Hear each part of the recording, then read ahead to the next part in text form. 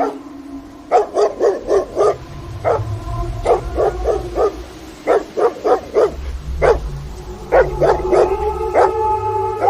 Stories with Ayaz.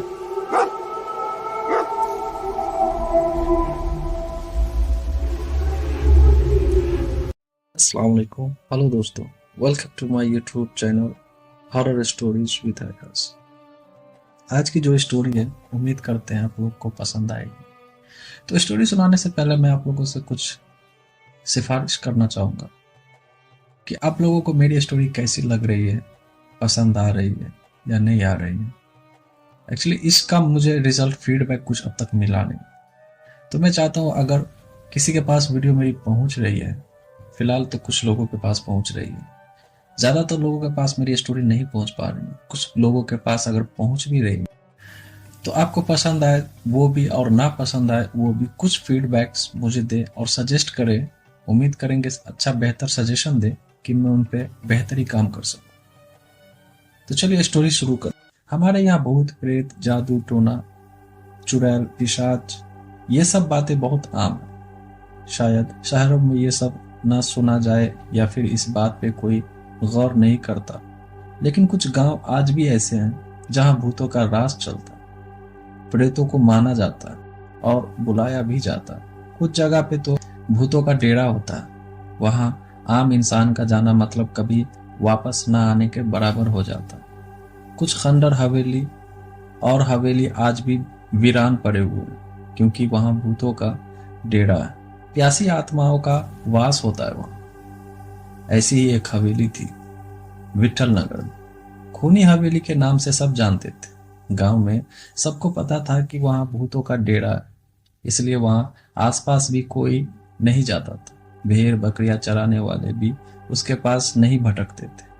जानवर भी दुबक के भाग आते थे। इस हवेली में एक बहुत ही जालिम शिकार रहता था। वो जानवरों का शिकार करते थे, कभी इंसानों को भी मार देता और जानवरों के शिकार भी करते थे। खबर फैला देता था। लोगों को जब ये बात पता चली तो सारे गांव वालों ने उसको मिलकर मौत के घाट उतार दिया। लेकिन बात यहाँ खत्म नहीं हुई। उस शिकारी की आत्मा उसी हवेली में वापस आई और उसकी खुद की तस्वीर में जाके छुप गई। जब उस शिकारी के हवेली के हिस्से मांगने वाले रिश्तेदार वहां आए तो उस जालिम शिकारी की आत्मा ने सबको मौत के घाट उतार दिया और सबके कटे हुए सर को बाहर रास्ते पे फेंक दिया ताकि सब लोग समझ जाए कि शिकारी अब लौट आया। इस बात को कई साल बीत गए। अब तो वहां ना कोई हवेली थी ना कोई शिकारी।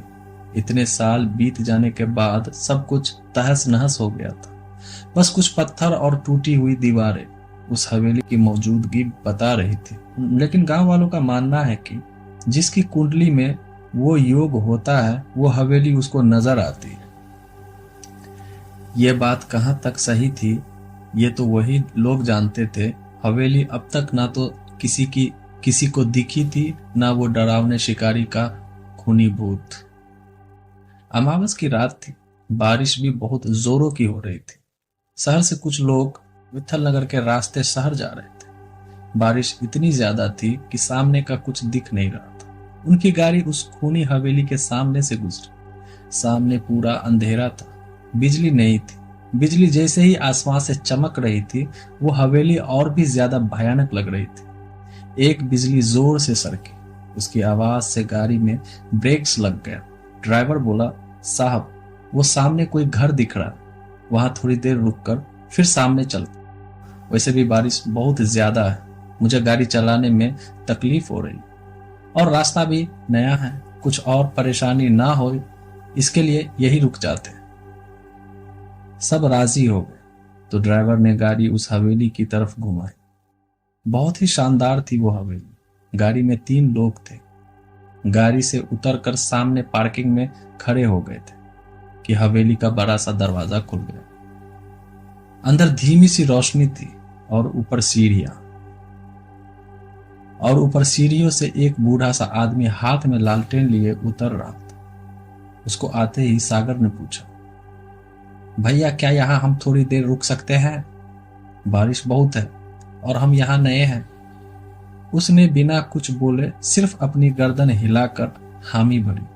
वो तीनों लोग अपना जरूरी सामान साथ में लेकर बाकी का गाड़ी में छोड़कर उसके साथ हवेली के अंदर चले गए। बहुत ही सुंदर हवेली थी, जैसे बाहर से वैसे अंदर से। दरवाजे के अंदर जाते ही सामने ही सीढ़ियों के पास एक बड़ी सी तस्वीर लगा रही थी। बड़ी सी मूछें और हाथ में तलवार और एक हाथ में पुराने जमाने की बंदूक, जैसे कोई महाराजा। रहा नहीं गया तो सागर ने पूछ ही लिया, ये जो तस्वीर है कोई महाराजा है क्या? क्या ठाठ से खड़े हैं? और बाबा, क्या तुम यही हवेली में रहते हो, और वो भी अकेले?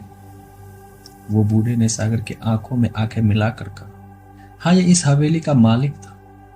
कई सालों पहले इसकी मौत हो चुकी है। मैं यहाँ देखभाल के लिए आता हूँ। आज बारिश की वजह से मैं भी जा नहीं पाया। सागर ने फिर से एक सवाल किया, वैसे मुझे ये बताओ, जब हम सब बाहर दरवाजे पर खड़े थे तो हमने देखा कि तुम सीढ़ियों से उतरकर आ रहे थे, तो फिर ये दरवाजा किसने खोला? वो बूढ़ा जैसे चौंक गया, लेकिन उसने जवाब नहीं दिया। उसने कहा, चलो मैं तुम सबको कमरा दिखाता हूं। वो लोग सीढ़ी से जैसे सामने गए, ऐसे लगा कि कोई उन्हें देख रहा। बहुत ही गुस्से से एकदम से सबकी नजर उस तस्वीर पर गई। लगा कि उसकी आंखें हिल रही थी। कुछ देर के लिए शायद सबका वहम था या सच, पता नहीं। वो थोड़े डर गए थे। वो सबको सीढ़ियों के बगल में एक कमरे में लेके गया। वो लोग बहुत थक चुके थे। ड्राइवर गाड़ी में ही सोता बोल रहा था, सो उसको किसी ने नहीं बुलाया।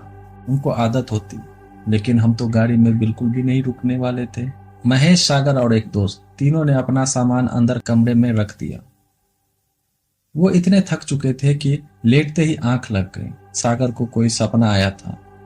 हरीश बता रहा था कि उसने सपने में उस फोटो वाले आदमी को देखा और वो हम तीनों को मारने आया था। बाकी दोनों को ये मजाक लगा, इसलिए उन्होंने उस दोस्त को समझाते शांत किया। लेकिन फिर बाद में बिल्कुल वही सपना दूसरे दोस्त को भी आया और सागर को। उसके बाद सब डर गए। इतना तो समझ आ गया था कि एक ही सपना सबको नहीं आ सकता, कुछ तो गड़बड़ है। बाहर निकलने के लिए आवाज लगाई तो उस बूढ़े ने दरवाजा बाहर से बंद कर दिया। लग रहा था कि सबको जानबूझ के फंसाया गया। अब समझ नहीं आ रहा था कि आखिर क्या करे। डर के मारे सबको बड़ी जोरों की प्यास लग रही थी। साथ में पानी लाया था, जो एक ही घूंट में खाली हो गया। खिड़की से बाहर आवाज लगाई, लेकिन कोई जवाब नहीं आया। उनका ड्राइवर उनको सामने दिख रहा था, लेकिन उसको उनकी आवाज जा नहीं रही थी। फिर उसके दोस्त ने अपना मोबाइल उठाकर फोन करना चाहा, तो नेटवर्क ही नहीं था। सब कुछ बहुत अजीब सा हो गया था। अब उनके सामने आगे क्या होने वाला था ये कोई नहीं जानता था, लेकिन वो किसी बुरी जगह फंस चुके थे, ये समझ आ गया था। एक दिन और एक रात बीत जाने के बाद उनके रूम का दरवाजा खुलता। बाहर पूरा सन्नाटा फैला था। जो बूढ़ा उनको मिला था उसका भी कोई पता नहीं था। तीनों दोस्त पागलों की तरह सारी हवेली छानने लगे, लेकिन बाहर जाने का कोई दरवाजा था नहीं, कोई खिड़की भी नहीं। सब लोग ऊपर चले गए। वहां से कूदने का सोचा, लेकिन इतना ऊंचा था कि हिम्मत नहीं हो पाई। ये सब क्या हुआ, ये सोच के वो आपस में झगड़ने लगे। बाद में सभी नीचे आ गए। सबको बहुत प्यास लगी थी। नल था लेकिन उसमें पानी नहीं आ रहा था। सब जगह देखा, न खाने का कुछ था न पीने का। अब सब थक चुके थे, एक जगह बैठ जाते। क्या करे, यही सोच के खुद पागलों जैसे बर्ताव करने लगते। शाम होने लगती है और उस हवेली के अंदर एक शैतानी माहौल बनना चालू होता है। तभी तीनों दोस्त आपस में लड़ने लगते। उनका रात का फेंका हुआ सड़ा हुआ खाना ढूंढ के खाने लगते हैं। रात बीत जाती है, सवेरा होता है। सवेरे सबको बहुत प्यास और भूख लगी होती। सुबह फिर से सब लोग पानी को खोजते हैं, लेकिन अचानक सागर का पैर सीढ़ियों से फिसलता है और उसका हाथ दीवार से टकराते खून निकलना चालू हो जाता है। खून देखते ही एक दोस्त और रमेश जैसे पागलों की तरह खून को चाटने लगते। तभी सागर, अरे पागल हो गए क्या? तुम क्या कर रहे हो? जानवर हो क्या? सागर की बात का कोई ध्यान नहीं देता, लेकिन खून चाटने से उनकी प्यास कुछ थम सी गई। लेकिन अब भूख की वजह से जान निकल रही थी। रात हो चुकी थी। क्रिस और उसके दोस्त ने न जाने शैतान समा गया था। उनके दोनों दोस्तों में न जाने शैतान समा गया। वो दोनों सागर पर टूट पड़े और उसको काटने लगे। खूनी खेल चालू हो गया था। शैतान ने उन दोनों को अपने वश में कर लिया था। उस शिकारी की आत्मा ने दोनों को सागर का शिकार करने को कहा। जैसे आदेश दिया था वो उसको काट रहे थे और खून को पी रहे थे। सागर की जान बची ही कितनी थी। इतने दिनों का भूखा दोनों से बच नहीं पाया। सागर की मौत हो गई। बचा दोनों दोस्त अब उसके पास बैठ के उसका मांस खाने लगे, जैसे कोई भेड़िया मरे हुए जानवर का मांस नोच नोच कर खा रहा। वो मंजर बहुत ही डरावना दिख रहा था। खून पीना और मांस खाने वो दोनों आदमखोर बन चुके थे। अब दोनों को शांति की नींद आई। सुबह सारी हवेली में सड़े मांस की गंध फैल चुकी थी। सुबह उठकर फिर से दोनों ने सागर की लाश में से खाना चालू किया, जैसे उनके अंदर का इंसान मर चुका था। रात होते होते अब उस लाश में कीड़े घूमने लगे थे। अब वो शेरिस और उसके दोस्त बगल के कमरे में जाके सो गए, लेकिन प्यास और भूख उनका पीछा कहाँ छोड़ने वाली थी। अब दोनों एक दूसरे का शिकार करने की सोचने लगे।